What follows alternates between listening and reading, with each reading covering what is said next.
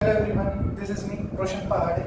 आज हम लोग जो चैप्टर स्टार्ट करने वाले हैं वो है हमारा फर्स्ट चैप्टर सॉलिड स्टेट, जो रिवाइज्ड आपकी टेक्स्ट बुक आई है उस हिसाब से हम लोगों ने इस लेक्चर्स को आगे अभी प्लान आउट किया। आज हम लोग उसका पार्ट 1 लेंगे। चैप्टर थोड़ा सा बड़ा है तो इसको हम लोग कुछ पार्ट्स में डिवाइड करने वाले हैं। तो ठीक है, फर्स्ट जो इसका पॉइंट है वो स्टार्ट करते हैं। सबसे पहले तो स्टेट्स ऑफ मैटर हम लोग को पता है, बेसिकली हम लोग उसको 3 टाइप्स में डिफाइन करते हैं। वो होते 5 टाइप्स के हैं, लेकिन फिलहाल हम लोग 3 टाइप्स के बारे में बात कर रहे हैं। So it is solid, liquid and gas. तो जो आपका लिक्विड एंड गैसियस स्टेट था ये ऑलरेडी हम लोगों ने 11th में कंप्लीट किया था। अभी जो सॉलिड स्टेट है इसका हम लोग अलग से चैप्टर यहाँ पे स्टार्ट कर रहे हैं। अब सबसे पहले सॉलिड को आप कैटेगराइज कैसे करेंगे उसके लिए यहाँ पे मैंने कुछ पॉइंट्स लिखे हैं और बाद में जो मेन चैप्टर है हम लोग उसको स्टार्ट करेंगे। फर्स्ट ऑफ ऑल जो भी आपका सॉलिड स्टेट होगा that is characterized by strong interparticle forces of attraction.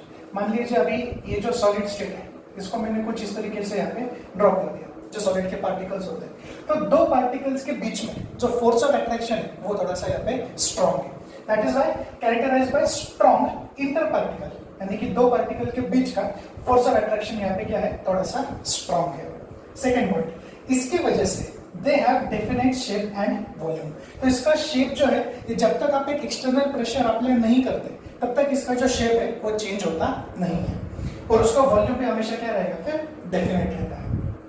Smallest constituent particles of various solids are atoms, ions या फिर मॉलिक्यूल्स। तो अलग अलग सॉलिड के जो पार्टिकल्स है हम लोग उसको फिर क्या बोलेंगे, एटम्स, आयंस एंड मॉलिक्यूल्स। अब ये जो कंस्टिट्यूएंट पार्टिकल्स है जो हमारा आगे हम लोग इस चैप्टर को जब प्रोसीड करेंगे, ये आपका एटम है, आयन है या फिर मॉलिक्यूल है, इन सबको हम लोग पार्टिकल्स बोलने वाले हैं। तो ये बात आपको याद रखनी है। आगे जब भी हम किसी के भी बारे में बात करेंगे कि वो पार्टिकल है ऐसा अगर हम बोल रहे हैं, so it is characterized either into atoms, ions या फिर मॉलिक्यूल्स। ये आपको उसमें याद रखना है। नेक्स्ट, इसके बाद में जो हमारा सॉलिड है it is categorised into 2 types. एक होता है क्रिस्टलाइन और एक होता है एमॉर्फस। वो स्टार्ट करने से पहले मैं आपको एक छोटा सा पॉइंट बताऊंगा, बिकॉज क्रिस्टलाइन एंड एमॉर्फस ये जो डिफरेंस हम लोग अभी देखने वाले हैं ये बोर्ड्स में बहुत इंपॉर्टेंट क्वेश्चन है। ये हर 2-3 साल में एक बार आता है, एटलीस्ट 3 मार्क्स के लिए, तो आपको उसको ध्यान से करना है। उससे पहले जब मैं आपको उस डिफरेंस पढ़ाऊंगा उसमें एक टर्म आएगा एनिसोट्रॉपी। तो एक बार मैं आपको टर्म बता देता हूँ कि क्या है, ताकि आपको डिफरेंस थोड़ा अच्छे से समझे। यहाँ पे मैंने एक डायग्राम ड्रॉ किया है। एक पार्टिकल जो है वो डार्क से रिप्रेजेंट कर रहे हैं हम लोग, और दूसरा जो पार्टिकल है ये कुछ होलो इस तरीके से हम लोगों ने बनाया है। अब जब आप इसको देखेंगे तो ये मैंने कंस्टिट्यूएंट अरेंजमेंट इसमें आपको बताया और मैंने 3 लाइन ड्रॉ की है। एक जो लाइन है वो सिर्फ होलो पार्टिकल से जा रही है तो उसको मैंने बोल दिया यहाँ पे ए बी। जो दूसरी लाइन है वो सिर्फ ये जो डार्क वाले पार्टिकल्स है उससे जा रही है, उसको मैंने बोल दिया सी एंड डी। अब एक जो लाइन मैंने बनाई है वो होलो पार्टिकल्स और जो आपके डार्क पार्टिकल्स है इनके थ्रू मैं इसको कट कर रहा हूँ, इसको मैंने बोल दिया ई एंड एफ। अब आप मुझे बताइए, अगर मैं इसके जो भी वैल्यूज है इसको जब मैं कैलकुलेट करूंगा तो ए बी, सी डी और ई एफ इन सबका वैल्यू सेम आएगा क्या? नहीं, इन सबका वैल्यू सेम नहीं आएगा, बिकॉज ए बी वाला जो पार्टिकल है वो सिर्फ होलो पार्टिकल से पास हो रहा है, सी डी वाला जो पार्टिकल है वो डार्क पार्टिकल से पास हो रहा है, और जो आपका ई एफ वाला पार्टिकल है वो दोनों के बीच में से पार्ट हो रहा है।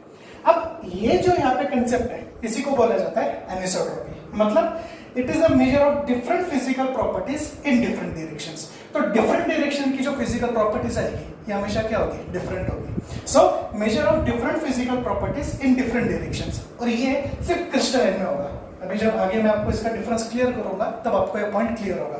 तो आपको याद क्या रखना है, ये बहुत इंपॉर्टेंट टर्म है, ये डेफिनेशंस में पूछा जाता है। So anisotropy is different physical properties in different directions, ये आपको इसमें याद रखना है। तो जो सॉलिड्स को हम लोग क्लासीफाई करते हैं, हम लोग इसको 2 पार्ट्स में बेसिकली क्लासीफाई करेंगे। आई मीन जो उसके टाइप्स होंगे वो, तो एक तो होगा आपका क्रिस्टलाइन सॉलिड और दूसरा होगा आपका एमॉर्फस सॉलिड। तो अभी इसका मैंने डिफरेंस लिखा है, मैं आपको बता दूं ये डिफरेंस काफी बार बोर्ड्स में आया है, तो आपको इसको अच्छे से याद करना है। तो कुछ 7 पॉइंट्स में हम लोग इसको क्लासीफाई करेंगे और एक लास्ट का जो पॉइंट रहेगा वो एग्जाम्पल रहेगा। तो जो फर्स्ट पॉइंट मैंने लिया है वो मैंने उसका शेप लिया है। अब क्रिस्टलाइन और एमॉर्फस में सबसे पहले एक बात तो डिफरेंस आप याद रखें विद रिस्पेक्ट टू शेप, कि क्रिस्टलाइन में इसका रेगुलर अरेंजमेंट होगा, यानी जो भी आपके पार्टिकल्स होंगे वो बराबर अरेंज किए जाएंगे। जैसे फॉर एग्जांपल NaCl है, तो जितनी बार NaCl को आपने प्लेस किया है उतनी ही बार आप Cl को प्लेस करेंगे। तो यहाँ पे क्या हो जाएगा, it will be a regular arrangement, इसको कैरेक्टरिस्टिक अरेंजमेंट बोला जाएगा। और इसका अपोजिट एमोर्फस में कि वहाँ पे कैरेक्टरिस्टिक शेप जो होगा वो नहीं होता है, आप उसको इरेगुलर शेप भी बोल सकते हैं। तो देखिए क्रिस्टलाइन में डेफिनेट कैरेक्टरिस्टिक जियोमेट्रिकल शेप, जो कि मैं आपको बता रहा था, ये क्यों है? Due to orderly regular long range arrangement, जो कि मैं आपको इनिशियल के बारे में बता रहा था। शॉर्ट अरेंजमेंट नहीं होती है शॉर्ट रेंज के लिए, it is a long range arrangement of particles. अब ये पार्टिकल्स मतलब क्या? एटम्स, आयंस या फिर मॉलिक्यूल्स, जो कि मैंने आपको पीछे बताया था। इसका अपोजिट हो जाता है एमोर्फस में। So it is irregular shape and will lack characteristic geometrical shape. Irregular shape आएगा इन्हें कुछ ऐसा random shape आ रहा है, ऐसा आप बोल सकते हैं। And this is due to short range orderly arrangement. यहाँ पे क्या हो रहा था? हमारे पास long range arrangement था। यहाँ पे क्या हो रहा है? हमारे पास short range arrangement आ रहा है। ये आपका फर्स्ट पॉइंट हो जाता है with respect to shape। जो हमारा सेकंड पॉइंट है वो with respect to melting point है। तो मेल्टिंग पॉइंट क्रिस्टलाइन में क्या होगा? It will be very sharp. आप NaCl को एक बार अगर मेल्ट करोगे तो उसका मेल्टिंग पॉइंट एक ही आएगा, वो बार बार चेंज नहीं होगा। लेकिन एमोर्फस में अगर आप देखेंगे तो वो शार्प नहीं आता है। In fact over a range of temperature, यानी जैसे धीरे धीरे आपका टेम्परेचर बढ़ेगा वो सिर्फ थोड़ा सा सॉफ्ट होते जाएगा एमोर्फस में। सो मेल्टिंग पॉइंट अगर आप क्रिस्टलाइन में देखें सो it is sharp and characteristic melting point crystalline solids के लिए। और एमोर्फस में क्या हो जाएगा? They do not have sharp melting point, because उसके अंदर एक्चुअल में एक तो वो शॉर्ट रेंज अरेंजमेंट है और उसके अंदर कौन सा कंस्टिट्यूएंट पार्टिकल कितनी बार है यही पता नहीं है। तो दैट इज व्हाई हर बार जब आप उसको मेल्ट करेंगे तो उसका जो मेल्टिंग पॉइंट है वो शार्प नहीं आएगा। And that will gradually soften over a range of temperature. तो धीरे धीरे क्या होगा? जैसे जैसे आप टेम्परेचर को बढ़ाते जाएंगे वो सॉलिड क्या होगा? सिर्फ थोड़ा सा वहां पे सॉफ्ट होता जाएगा। जो थर्ड प्रॉपर्टी है that is the cleavage property. अगर मैं आपको एक सॉलिड देता हूं और मैंने आपको एक शार्प एज टूल दिया है और मैं आपको बोल रहा हूं कि आप उसको कट करो, तो अगर आपने क्रिस्टलाइन सॉलिड को कट किया तो वो तो दो इक्वल पार्ट्स में डिवाइड होगा और जो न्यूली जनरेटेड सरफेसेस होंगे वो काफी प्लेन होंगे। कौन से केस में? क्रिस्टलाइन के केस में। लेकिन अगर मैं आपको एमोर्फस का केस देता हूं तो आप तो उसको कट कर देंगे, लेकिन जिस पार्ट में वो कट होगा यानी जो न्यूली जनरेटेड सरफेस है वो वहां पे प्लेन नहीं होते हैं। इसलिए मैंने लिखा है क्लीवेज प्रॉपर्टी में स्प्लिट इनटू टू पीसेस। आप उसको कट करेंगे तो दो पीस में तो डिवाइड हो जाएगा। And newly generated surfaces are plane and smooth, एकदम प्लेन और स्मूथ होगा जो नया जनरेटेड सरफेस होगा वो। लेकिन एमोर्फस में क्या होगा? They cut into two pieces with irregular shapes. आप उसको कट तो कर देंगे लेकिन उसके अंदर क्या है? शॉर्ट रेंज अरेंजमेंट था। अब एखादा अरेंजमेंट उसके अंदर कुछ ऐसा आ जाता है कि जब आप उसको कट करेंगे तो जो नए जनरेटेड सरफेस होंगे दैट विल बी इरेगुलर, यानी कि एक सरफेस दूसरे से थोड़ा अलग दिखेगा उसको कट करने के बाद में। तो जो फोर्थ पॉइंट हम लोग देखने वाले हैं वो है with respect to heat of fusion. तो क्रिस्टलाइन सॉलिड्स में it will have definite and characteristic heat of fusion, लेकिन यहाँ पे डेफिनेट नहीं मिलेगा आपको in case of amorphous. Next anisotropy, just मैंने आपको एक्सप्लेन किया। एनिसोट्रॉपी जो पॉइंट था ये क्रिस्टलाइन सॉलिड्स के लिए है, ये बात आपको इसमें याद रखनी है। So they are anisotropic. इसका मतलब क्या हो जाएगा? They will have different physical properties in different directions. जब जो कि मैंने अभी आपको लिखा था, एक AB था, एक CD था और एक EF था, तो तीनों की प्रॉपर्टीज क्या होगी? जब आप उसको मेजर करेंगे तो तीनों की फिजिकल प्रॉपर्टीज डिफरेंट आएगी। लेकिन एमोर्फस में क्या हो जाएगा? ये एक ट्रिकी पॉइंट है, इट इज आइसोट्रॉपिक। यहाँ पे हमने क्या लिखा था? इट इज एनिसोट्रॉपिक, लेकिन ये क्या है? आइसोट्रॉपिक है। मतलब क्या? Same physical properties in different directions. तो यहाँ पे भी चेंज क्या हो गया? यहाँ पे different physical properties in different direction था, यहाँ पे same physical properties in different direction है, बिकॉज जो अरेंजमेंट है वो इरेगुलर है। तो जब आप उसको गिनेंगे तो ऐसी पॉसिबिलिटी है कि सेम पार्टिकल आपको मिल जाए। तो जब आप उसको अरेंजमेंट करेंगे तो आपकी जो कंडीशन है वो क्या आ जाएगी? Isotropic, which means same physical properties in different directions. ये आपको याद रखना है। नेक्स्ट नेचर, जो आपके क्रिस्टलाइन सॉलिड्स होते हैं they are always true solids. True solids मतलब जब आप इसको कंसीडर करते हो वो आपको एक्चुअल में एक सॉलिड की तरह दिखता है, लेकिन जब आप एमोर्फस में जाएंगे दे आर स्यूडो सॉलिड्स या फिर कुछ सुपर कोल्ड लिक्विड्स होते हैं। अब स्यूडो से मेरा यहाँ पे मतलब it is false condition, appearance उसका थोड़ा सा फॉल्स दिखता है। So they are either pseudo solids और they are super cold liquids. जो हमारा नेक्स्ट पॉइंट है that is with respect to the arrangement of constituent particles, यानी उनका जो ऑर्डर है वो कैसा है। तो हमने ये फर्स्ट पॉइंट में भी देखा था, क्रिस्टलाइन में अगर आप देखेंगे so that will be a long range order, और अगर आप एमोर्फस में देखेंगे तो इसके अंदर सिर्फ शॉर्ट रेंज ऑर्डर होता है। अभी एक कुछ एग्जांपल्स इसके अगर आपको देने हैं, copper, silver, iron, zinc, common salt जो कि मैंने आपको NaCl का एग्जांपल दिया था, पोटेशियम नाइट्रेट एक्सेट्रा, ये सारे एग्जांपल्स हम लोग डाल सकते हैं क्रिस्टलाइन में। नेक्स्ट ग्लास, रबर, प्लास्टिक, ये सारे के सारे आ सकते हैं अमोर्फस में। अभी ये जो पूरा डिफरेंस हम लोगों ने किया ये 2017 में और 2019 में, मैं HSC बोर्ड्स की बात कर रहा हूँ, ये 3 मार्क्स के लिए आया था, तो हर 2 साल में ये क्वेश्चन आता ही है। एक और बात, 2019 में मैंने आपको जो एनिसोट्रॉपी का डेफिनेशन करवाया था इसके पहले, वो भी 1 मार्क के लिए आया था, तो वो भी आप मार्क कर लीजिए कि 2019 में एनिसोट्रॉपी का भी डेफिनेशन आया था, डिफाइन एनिसोट्रॉपी, इतना ही लिखा था, वो भी 1 मार्क के लिए आया था। डिफरेंस हमारा यहाँ पे खत्म हो जाता है। ये जो ग्लास है इसके बारे में मैं आपको यहाँ पे थोड़ा सा बता देता हूँ कि ग्लास बेसिकली होता क्या है। ग्लास जब आप बेसिकली उसको कंसिडर करते हैं, so it is an optically transparent material, glass जो होता है वो, सो it is an optically transparent material, और कुछ ऑक्साइड्स को फ्यूज करके इसको बनाना पड़ता है, प्रोड्यूस्ड बाय फ्यूजिंग टुगेदर। ये देखो, एक तो आपका सिलिकॉन ऑक्साइड है, सिलिकॉन ऑक्साइड को किसके साथ में फ्यूज करेंगे, sodium oxide and boron oxide, तो 3 ऑक्साइड्स को हम लोगों ने मिक्स कर दिया, सिलिकॉन ऑक्साइड लिया हम लोगों ने, सोडियम ऑक्साइड लिया एंड बोरॉन ऑक्साइड लिया, इसके साथ में एक ट्रेस अमाउंट, यानी कि एकदम थोड़ा सा अमाउंट का ट्रांजिशन मेटल ऑक्साइड का। अब ट्रांजिशन मेटल क्यों लिया जाता है, पूरे के पूरे पीरियोडिक टेबल में जो आपके डी ब्लॉक के एलिमेंट्स है, जिसको हम लोग ट्रांजिशन एलिमेंट्स बोलते हैं, सिर्फ वही ऐसे होते हैं जिसके ऊपर अगर एक मोनोक्रोमेटिक रे आप लोगों ने इंसिडेंट करवाया तो वो लाइट इमिट करता है। तो इसीलिए हम लोग यहाँ पे क्या कर रहे हैं कि एक ट्रांजिशन मेटल को ट्रेस अमाउंट में इसमें ऐड कर रहे हैं, एक्चुअली ट्रांजिशन मेटल ऑक्साइड को, क्यों, to impart colour to the glass. तो अलग अलग कलर के ग्लासेस जनरेट होते हैं, जैसे फॉर एग्जांपल अगर मैं आपको ग्लासेस के कुछ एग्जांपल दूं तो एक पायरेक्स ग्लास होता है, फिर एक सोडा लाइम ग्लास होता है, फिर अगर कलर इंपैक्ट किया आप लोगों ने तो रेड ग्लास आता है, ब्लू ग्लास होगा, येलो ग्लास भी आता है, ऐसे अलग अलग टाइप के ग्लासेस इसके अंदर आते हैं। तो आपको याद क्या रखना है, ऑप्टिकली ट्रांसपेरेंट मटेरियल हम लोगों ने प्रोड्यूस किया 3 टाइप के ऑक्साइड्स को मिक्स करके, एक सिलिकॉन ऑक्साइड था, सोडियम ऑक्साइड था और बोरॉन ऑक्साइड था। 4th ऑक्साइड जो हम लोग ऐड करेंगे वो ट्रांजिशन मेटल का होगा, वो किसके लिए, टू इम्पार्ट कलर, ये आपको उसके अंदर याद रखना। जो नेक्स्ट कंसेप्ट हम लोग देखने वाले हैं वो है आइसोमॉर्फिज्म एंड पॉलीमॉर्फिज्म। डिफरेंस नहीं है लेकिन मैं सब आपको इसमें बता देता हूँ, इसका डिफरेंस नहीं पूछा जाएगा, आपको इसकी जो डेफिनेशंस है या एग्जांपल्स है उसकी रिस्पेक्ट में आपको इसको डिफरेंशिएट करना पड़ेगा। ओके, आइसोमॉर्फिज्म से हमारा क्या मतलब है, आइसो यानी कि सेम और मॉर्फिज्म यानी कि फॉर्म, यानी कि ऐसे सब्सटेंसेस जो आपको सेम फॉर्म में मिलेंगे या फिर जिनका रेशियो अगर निकाला तो वो हमको सेम फॉर्म में मिलेगा।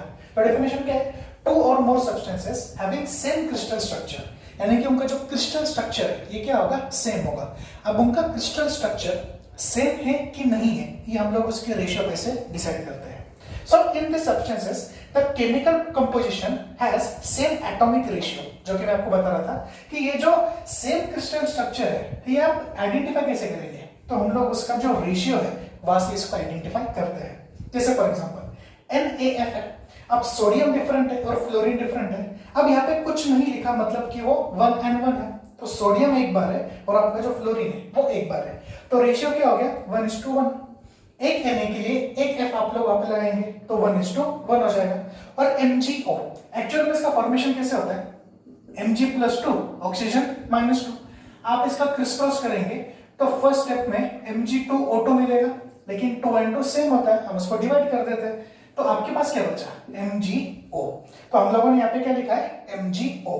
अब यहाँ पे भी देखिए Mg 1 टाइम है और O 1 टाइम है, कुछ नहीं लिखा तो हम लोग 1 कंसीडर करते हैं, इसलिए उसको भी क्या लिख दिया आपने 1:1, मतलब एक Mg के लिए आपको एक ऑक्सीजन लगेगा। तो Na और F जो था वो भी 1:1 था और Mg और O जो था वो भी क्या था 1:1 था, तो इनका जो एटॉमिक रेशियो है वो क्या आ रहा है, आइडेंटिकल आ रहा है, वो यहाँ पे आपको क्या मिलेगा, सेम मिलेगा। इसीलिए Na और MgO के एटॉमिक रेशियोस क्या आ गए 1:1। उसी तरीके से NaNO3 यानी कि टोटल 3 पार्ट्स हो गए, तो Na 1 टाइम है, N 1 टाइम है और ऑक्सीजन 3 टाइम है, सो 1:1:3। वैसे CaCO3 में वही 3 चीजें आ गई, तो Ca 1 टाइम है, C 1 टाइम है और O 3 टाइम है, तो 1:1:3। तो दोनों के एटॉमिक रेशियोस क्या हो गए, यहाँ पे मैच हो गए। तो ये दोनों सब्सटेंसेस एक दूसरे के क्या हो गए, क्या एग्जिबिट करेंगे, आइसोमॉर्फिज्म, ये आपको इसमें याद रखना है। अब ये तो सेम इसके लिए हो गया, अगर मैं डिफरेंट इसके लिए करूं तो so that will be polymorphism, इसको एलोट्रोपिक फॉर्म भी बोला जाता है।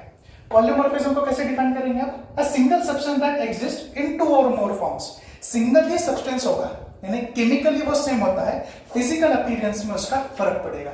एलोट्रॉप का डेफिनेशन ही ये होता है। एलोट्रॉपिक जो प्रॉपर्टी होती है या फिर एलोट्रॉप्स को अगर आप लोग डिफाइन करेंगे तो केमिकली इट इज सेम लेकिन फिजिकली इट इज डिफरेंट। 2 या मोर पार्ट्स में आप उसको आगे क्लासिफाई कर सकते हैं। जैसे फॉर एग्जांपल कार्बन के 3 एलोट्रॉप्स होते हैं, डायमंड, ग्राफाइट एंड फ्लूरिन। तो तीनों भी जो है इसके केमिकली सेम क्या है, कार्बन केमिकली सेम है, लेकिन फिजिकल अपीयरेंस तीनों का भी क्या है, डिफरेंट है। तो ये एक दूसरे के क्या हो गए, पॉलीमॉर्फिज्म एक दूसरे में वो एग्जिबिट करते हैं। दूसरा सल्फर भी है, it exist in 2 polymorphic forms, एक तो रोम्बिक सल्फर होता है और एक मोनोक्लिनिक सल्फर होता है। ये हम लोग हमारा जो पी ब्लॉक का चैप्टर हम लोग करेंगे उसमें भी हम लोग इसको देखने वाले हैं। तो सल्फर के 2 पॉलीमॉर्फिक फॉर्म्स आ जाएंगे, एक रोम्बिक और एक मोनोक्लिनिक, ये भी आपको याद रखना। जो नेक्स्ट पॉइंट हम लोग स्टार्ट करने वाले हैं that is the classification of crystalline solids. यानी इसके आगे हम लोग जो भी लेंगे, जो भी क्लासिफिकेशन हम लोग अभी करेंगे वो रेगुलर अरेंजमेंट का हम लोग इसके अंदर क्लासिफिकेशन करेंगे।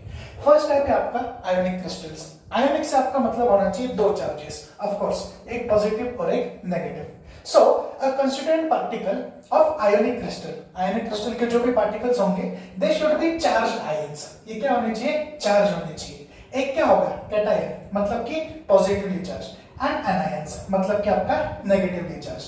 लेकिन एक बहुत इंपॉर्टेंट पॉइंट है, मे डिफर इन साइज, इनके साइजेस अलग हो सकते हैं। अब देखिए यहाँ पे मैंने एक स्ट्रक्चर ड्रॉ किया, अब अगर इसको ध्यान से देखेंगे तो जो मैंने नेगेटिवली चार्ज पार्टिकल्स ड्रॉ किए इनका स्ट्रक्चर थोड़ा सा मैंने बड़ा ड्रॉ किया है, और जो पॉजिटिवली चार्ज स्ट्रक्चर है इनका स्ट्रक्चर मैंने थोड़ा सा छोटा ड्रॉ किया है। इसके पीछे का डिफरेंस समझिए। फॉर एग्जांपल मैंने लिया सोडियम, एटॉमिक नंबर 11, तो मैं इसको लिखूंगा 2,8,1। क्लियर है। अब आपको पता है कि ये स्टेबल होने के लिए इसका आउटर मोस्ट शेल से एक इलेक्ट्रॉन डोनेट कर देता है। तो डोनेट करने के बाद इसके पास क्या बचा, 2,8, और डोनेट करने के बाद उस पर्टिकुलर स्पीशीज पे क्या आ जाता है, पॉजिटिव चार्ज। तो अभी आप देखिए एक्चुअल में उसके पास 3 शेल्स थे लेकिन उसने उसका एक शेल डोनेट कर दिया, अभी उसके पास कितने बचे, 2 शेल।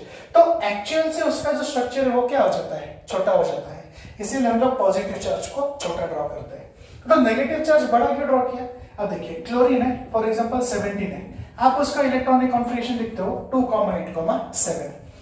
इस स्पीशीज को आउटरमोस्ट शेल में एक इलेक्ट्रॉन एक्सेप्ट करना है स्टेबिलिटी कंप्लीट करने के लिए, तो वो क्या करेगा 2,8,8 कर लेगा, और एक इलेक्ट्रॉन उसने एक्सेप्ट किया इसलिए उसके ऊपर आ गया नेगेटिव चार्ज। अब आपको ये पता है फिलहाल तो ये कंडीशन है कि यहाँ पे भी 3 शेल है, यहाँ पे भी 3 शेल है, लेकिन जितना आपका एटॉमिक नंबर होता है न्यूक्लियस में प्रोटॉन्स भी उतने ही होंगे और इलेक्ट्रॉन्स भी उतने ही होने चाहिए आउटर आई मीन बाहर ऑर्बिट्स में। अब कंडीशन ये हो गई है कि यहाँ पे 17 नेगेटिव चार्जेस की जगह पे 18 नेगेटिव चार्जेस हो गए, लेकिन न्यूक्लियस में नंबर ऑफ प्रोटॉन्स कभी भी चेंज नहीं होते हैं। अब क्या हो गया कि इसको 3 ही शेल लगे हैं, लेकिन पॉजिटिव 17 नेगेटिव 18 को कैसे अट्रैक्ट करेंगे, पॉजिटिव 17 तो सिर्फ नेगेटिव 17 को अट्रैक्ट कर सकते थे। तो एक जो इलेक्ट्रॉन है जो आपने ऐड कर दिया उसकी वजह से थोड़ा सा रिपल्शन होने लगता है, तो इसका जो एटॉमिक रेडियस है वो थोड़ा सा इंक्रीज हो जाता है। इसीलिए जो नेगेटिव चार्ज है हम लोग उसको थोड़ा सा बड़ा ड्रॉ करते हैं, और पॉजिटिव तो क्या उसका एक शेल ही चला गया है, इसीलिए हम लोग उसको थोड़ा सा छोटा ड्रॉ करते हैं। तो ये पॉइंट काफी इंपॉर्टेंट है कि वो जो साइज में है वो डिफर करेगा। जब बोर्ड्स में क्वेश्चन ड्रॉ करना आता है तो बच्चे गलती से क्या कर देते हैं, दोनों को सेम साइज में ड्रॉ करते हैं। आपको मार्क्स इसीलिए मिलेंगे कि आप लोग इसके साइज में वेरिएशंस बता रहे हो कि नहीं। Next, the particles are held by electrostatic force of attraction. ये जो पॉजिटिव और नेगेटिव एक सॉलिड में जब अट्रैक्टेड होंगे तो एक फोर्स ऑफ अट्रैक्शन तो चाहिए, so that is electrostatic force of attraction. Next, ये हार्ड होंगे, ये जो भी सॉलिड्स है, सॉलिड्स हार्ड है, brittle and have high melting point, because ionic है, फोर्स ऑफ अट्रैक्शन भी उसके अंदर थोड़ा बहुत है, so that is why it will have high melting point. Next, अगला जो पॉइंट है, they are non conductors of electricity, लेकिन कब, in solid state. However, they are good conductors when melted or dissolved in water. तो अगर आप उसको solid state में देखेंगे, so they are non-conductors, लेकिन अगर आप उसको थोड़ा सा मेल्ट कर देते हो या फिर आप उसको थोड़ा सा वाटर में डिसॉल्व करते हो, so वो थोड़ा सा इलेक्ट्रिसिटी वहां पे कंडक्ट कर सकते हैं। तो कुछ एग्जांपल है, जैसे कि NaCl का एग्जांपल मैंने आपको दिया, उसकी जगह पे आप KCl का एग्जांपल ले सकते हैं, K2SO4 is example, CaF2 is an example. तो इसमें एक मेन बात आपको याद रखनी है कि साइज में आपको वेरिएशंस इसमें ड्रॉ करने होते हैं। जो सेकंड क्लासिफिकेशन हम लोग करने वाले हैं वो है कोवैलेंट नेटवर्क सॉलिड्स। अब कोवैलेंस आपका मतलब क्या होना चाहिए, दो सेम चार्जेस, यानी कि यहाँ पे हम लोग दो नेगेटिव चार्जेस मोस्टली कंसीडर करते हैं। अब हमने लेक्चर के स्टार्टिंग में मैंने आपको बोला था कंस्टिट्यूएंट पार्टिकल जो हम लोग उसको 3 टाइप्स में कंसीडर करेंगे, एटम्स, आयंस या फिर मॉलिक्यूल्स। इस पर्टिकुलर सॉलिड में जो कंस्टिट्यूएंट पार्टिकल्स है वो हम लोग in the form of atoms consider कर रहे हैं। ये फर्स्ट पॉइंट आप इसमें याद रखेंगे। अब अगर ये कोवैलेंट नेटवर्क सॉलिड है तो दोनों के बीच में जो बॉन्ड होगा वो कौन सा होगा, so they are linked by covalent bonds। Covalent bond का जो फोर्स ऑफ अट्रैक्शन होता है ये काफी स्ट्रांग होता है, therefore they result in a 3D network. तो सबसे पहले तो क्या करेंगे, 3D नेटवर्क बना देंगे। और अगर ये इतना ज्यादा स्ट्रांग है तो एक्चुअली ये क्या हो जाता है, सबसे हार्डेस्ट सब्सटेंस का फॉर्मेशन यहाँ पे हो जाता है। अब अगर ये 3D नेटवर्क बन गया है, therefore crystals are very hard। ये नेटवर्क ब्रेक करना, जो फोर्स ऑफ अट्रैक्शन से नेटवर्क जनरेट हुआ है, that to a 3D network, इसको ब्रेक करना बहुत पॉसिबल यानी इम्पॉसिबल यहाँ पे कंडीशन हो जाती है। And therefore this crystals are very hard, actually they are the hardest and incompressible. आप कितनी भी ताकत लगा लो आप उसको कॉम्प्रेस नहीं कर पाएंगे। अब अगर ये इतने ही हार्ड है, इतना ही इनकॉम्प्रेसिबल है, सो ऑब्वियसली इनका जो मेल्टिंग एंड बॉइलिंग पॉइंट क्या होगा, ये हाई आएगा। बिकॉज अगर आपने इसका मेल्टिंग पॉइंट यहाँ पे कैलकुलेट करने की कोशिश भी की तो यहाँ पे क्या होगा, आपको बहुत ज्यादा अमाउंट में हीट प्रोवाइड करनी पड़ेगी, जिसके बाद में ये जो कोवैलेंट बॉन्ड का लिंकेज है इसको आप ब्रेक कर पाएंगे। एक्चुअली जो 3D नेटवर्क फॉर्म हुआ है उसकी बात चल रही है। एंड देयरफॉर फ्री इलेक्ट्रॉन्स नहीं होते इसमें, so they are poor conductors of heat and electricity. Example diamond एक एग्जांपल है। अर्थ पे this is the hardest substance form, और अगर मैं आपको सिर्फ एक बात बता दूं, इसका जो मेल्टिंग पॉइंट है कुछ बुक्स में 3500 डिग्री सेल्सियस दिया है, कुछ बुक्स में 3550 डिग्री सेल्सियस दिया है। तो आप समझ सकते हैं जो मैं आपको बता रहा था, high melting and boiling point, इतना हाई मेल्टिंग पॉइंट आता है डायमंड का। क्वार्ट्ज का भी एग्जांपल ले सकते हैं, SiO2 का, या फिर बोरॉन नाइट्राइड का भी एग्जांपल इसमें ले सकते हैं। तो सारा क्लासिफिकेशन जो आता है वो आता है आपका कोवैलेंट नेटवर्क सॉलिड्स का। जो थर्ड क्लासिफिकेशन हम लोग देखने वाले हैं वो है with respect to the molecular crystals. अब ये जो मॉलिक्यूलर क्रिस्टल्स हम लोग बनाएंगे, जैसे फॉर एग्जांपल Cl2 है, CH4 है, H2 है, O2 है, इन सब के अंदर जो बॉन्डिंग होगी वो कौन सी होगी, कोवैलेंट होगी। इसके पहले कि मैं इसमें और 3 क्लासिफिकेशन है, वो स्टार्ट करने से पहले मुझे आपको 2 बातें समझानी है। एक है पोलर और एक है नॉन पोलर। ये ऑलरेडी हम लोग 11th के लेक्चर्स में कर चुके हैं, फिर भी मैं आपको एक बार एक्सप्लेन कर देता हूँ। पोलर से आपका मतलब है कि जो भी मॉलिक्यूल आपने बनाया है इसके ऊपर 2 चार्जेस होने चाहिए। जैसे फॉर एग्जांपल मैंने HCl प्रिपेयर कर दिया, अब इसमें क्या है, इसके ऊपर पार्शियल नेगेटिव चार्ज आएगा और इस पे पार्शियल पॉजिटिव चार्ज आएगा। तो आपको क्या हो रहा है, वहां पे 2 पोल्स मिल रहे हैं, इसीलिए वो क्या हो गया, पोलर मॉलिक्यूल। अब नॉन पोलर मॉलिक्यूल मतलब क्या, जैसे for example H and H है, तो इस पे तो सेम चार्जेस आएंगे जब मैं इस पे चार्जेस दूंगा, सब ऐसे सब्सटेंस को बोला जाएगा नॉन पोलर। तो पोलर एंड नॉन पोलर ये दोनों का डिफरेंस आपको पता होना चाहिए। सो ठीक है, फिर इसमें स्टार्ट करते हैं। So first weak dipole dipole interactions. अब डाइपोल डाइपोल किससे मतलब आपका क्या हो रहा है, 2 पोल्स। पोलर यानी कि 2 पोल्स, यहाँ पे जब आप देखेंगे तो डाइपोल से भी आपका वही मतलब आएगा। So in polar molecule such as आप HCl का एग्जांपल ले सकते हैं, H2O का ले सकते हैं, SO2 का, which causes permanent dipole moment. कितना भी कुछ भी कर लिया तो इसके अंदर ये पोल्स ऐसे ही रहेंगे, ऐसा नहीं होगा कि दोनों नेगेटिव हो जाएंगे या दोनों पॉजिटिव हो जाएंगे। तो एक हमेशा पार्शियली नेगेटिव चार्ज होगा और एक हमेशा पार्शियली पॉजिटिव चार्ज। ये आपका first classification. Second classification very weak dispersion forces. और ये जो वीक डिस्पर्शन फोर्सेस होते हैं, काफी वीक, इनको लंडन फोर्सेस भी बोला जाता है, ये आपको याद रखना है, ये ऑलरेडी 11th में हो गया है। So it is for non polar molecule such as CH4 H2, जिसमें आपके मॉलिक्यूल नॉन पोलर मतलब क्या, चार्जेस सेम आ रहे हैं, वहां पे हम लोग इसको कंसिडर कर सकते हैं। Next intermolecular hydrogen bonding. इसके लिए कंसेप्ट याद रखना है फोन, लेकिन फोन की जो मेरी स्पेलिंग है वो है FONN। सो अब देखिए, आपकी F की वैलेंसी क्या आती है, -1, आपकी O की वैलेंसी आती है -2, N की वैलेंसी आती है -3। जितना भी नंबर है उस एलिमेंट को उतनी बार हाइड्रोजन अटैच करना है। अब मैं साइंस निकाल देता हूं, यहां से 1, 2 and 3 आ गए, तो फ्लोरीन को हाइड्रोजन कितनी बार अटैच करेंगे आप, 1 time, so it will B HF। Oxygen को हाइड्रोजन कितनी बार अटैच होगा, 2 times, it is H2O। Nitrogen को हाइड्रोजन कितनी बार अटैच करेंगे आप, 3 टाइम्स, सो NH3। तो ये 3 टाइप का क्लासिफिकेशन यहाँ पे आपका खत्म होता है। अब जो मॉलिक्यूलर क्रिस्टल है उसके बारे में एक और बात, इसके अंदर वीक इंटरमोलिकुलर अट्रैक्टिव फोर्सेस होते हैं। हमने आयोनिक एंड कोवेलेंट में जब देखा था वो स्ट्रॉन्ग थे, तो यहाँ पे क्या हो रहा है, इट इज वीक, जिसकी वजह से molecular solids are usually soft. अब अट्रैक्शन अगर स्ट्रॉन्ग नहीं है तो ये हम ऐसा नहीं बोल सकते कि इट इज वेरी लार्ज या फिर आप उसको ब्रेक नहीं कर सकते। तो यहाँ पे ये क्या हो जाएगा, it is very very soft with low melting point. अब ये हार्ड तो है नहीं ब्रेक करने के लिए, हम लोगों ने सॉफ्ट बोला है, तो ये जल्दी से मेल्ट भी हो जाते हैं। And they are poor conductors of electricity. Electricity भी उसके अंदर पुअरली कंडक्ट होती है। इसका दूसरा मतलब ये है कि दे आर गुड इंसुलेटर्स। आप ऐसा भी यहाँ पे इसको बोल सकते हैं। जो हमारा फाइनल क्लासिफिकेशन है that is the metallic crystals. अब ये क्या होता है, they are the crystalline solids which are formed by same metallic element. दो सेम मेटल्स को हमको इसमें क्या करना पड़ेगा, कंबाइन करना पड़ेगा। जैसे कि हम लोगों ने कोवेलेंट में क्या किया था, दो नेगेटिव एटम्स को कंबाइन किया था। यहाँ पे हम लोग मेटल बोल रहे हैं, यानी कि क्या होगा, दो पॉजिटिव एटम्स को कंबाइन करेंगे या फिर एक ही एटम होगा और वो बड़ा एटम, आई मीन वो जो मॉलिक्यूल होगा थोड़ा सा बड़ा होगा और पूरे इसमें क्या होगा, इक्वली पॉजिटिव चार्ज डिस्ट्रीब्यूटेड होगा। ये आपको इसमें याद रखना है। अब जो मेटल्स होते हैं या फिर जो मेटालिक क्रिस्टल्स होते हैं, इनकी कुछ प्रॉपर्टीज है। सबसे पहले इट इज मैलिएबल। मैलिएबल यानी क्या, जस्ट मैंने आपको बोला एक काफी बड़ा उसका सॉलिड होता है, आप उसको हैमर से मार के शीट्स में कन्वर्ट कर सकते हैं। So a solid converted into sheets, इस प्रोसेस को बोला जाता है मैलिएबल। अब अगर वो शीट्स में कन्वर्ट हो गया तो मैं इसको कट करके थिन वायर्स में भी कन्वर्ट कर सकता हूँ, इसको बोला जाएगा ductile. So they are malleable, they are ductile and they have good electrical and thermal conductivity because charges available है। So they are good electrical and thermal conductivity. Example, metals के काफी एग्जांपल है जिनकी भी वैलेंसी पॉजिटिव है, उसको आप example में डाल दो। Sodium, potassium, calcium, lithium, ferrous, ion, ferrous से फेरिक एग्जांपल में ऐसे काफी एग्जांपल जिसमें आ सकते हैं।